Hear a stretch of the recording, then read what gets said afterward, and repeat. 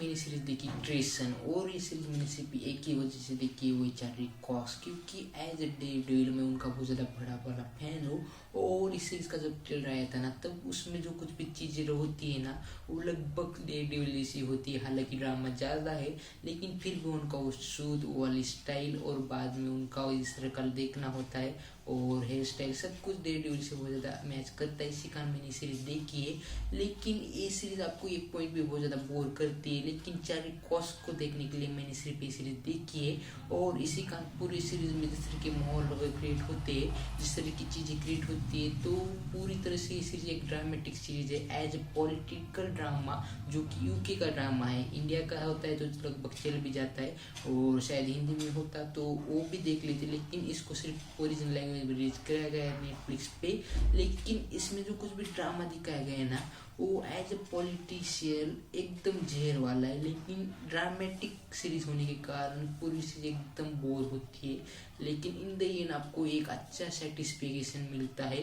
क्योंकि पूरी सीरीज की स्टोरी एंड को बिल्डअप करती है, और पूरी सीरीज के जो कि भी कैरेक्टर है ना, उनकी डेवलपमेंट स्लो होती है, लेकिन अच्छे से होती है, और एंड में जाके एक ट्विस्ट खोलता है, जिसके कारण सब कुछ एकदम ब्लैंक हो जाता है, और बाद में जस्टिस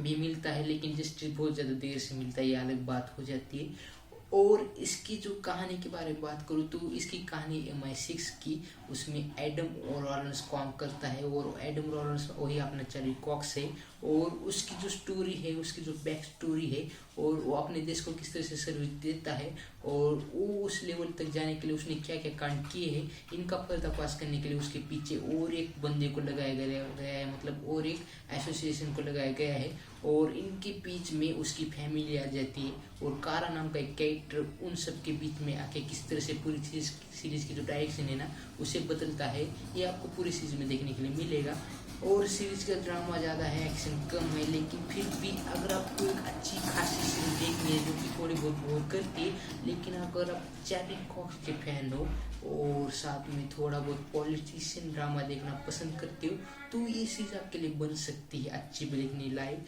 क्योंकि इस सीरीज में सिर्फ और सिर्फ ड्रामा है, और एज ए एक्शन इसमें कुछ ऐसा खास नहीं है। लेकिन इसके एपिसोड सिर्फ 5 है, जो कि पहले 2-3 एपिसोड लगभग बोर हो जाते हैं, चौथे एपिसोड से पिकअप चलती है, और बाद में उसके बाद लास्ट वाला एपिसोड है ना, एक कंक्लूजन देता है, जो कि कहता है कि लिमिटेड सीरीज इसके बाद कोई भी सीरीज नहीं आने वाली। तो इसी कारण आप इस सीरीज को एक चांस दे सकते हो, अगर आपको कुछ नया देखना है, लेकिन वही पुराने पॉलिटिशियन ड्रामा टाइप देखना है, तो MI6 की जो एजेंसी है ना यूके की, उसकी एक पूरी कहानी गिरती रहती है, तो उसकी थोड़ी बहुत जानकारी करो पहले, क्योंकि थोड़ा कंफ्यूजन हो सकता है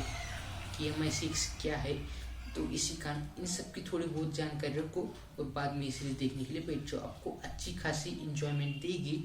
लेकिन एक टाइम के लिए, उसके बाद बोर कर सकती है, लेकिन एंड में ट्विस्ट है ना, वो लगभग ठीक ठाक है, और पूरी सीरीज को एंड अच्छा मिलता है, मतलब कंक्लूजन पूरी सीरीज का अच्छा है, सेटिस्फाइंग है। तो आप इस सीरीज को एक चांस दे सकती हो। तो बस आज के वीडियो में बस इतना है। अगर आपकी वीडियो पसंद आता है, चैनल को सब्सक्राइब करो, बाद वाला घंटा दबा दो, वीडियो लाइक करो और शेयर करो। तो बस मिलते हैं अगले में, तब तक के लिए बाय बाय।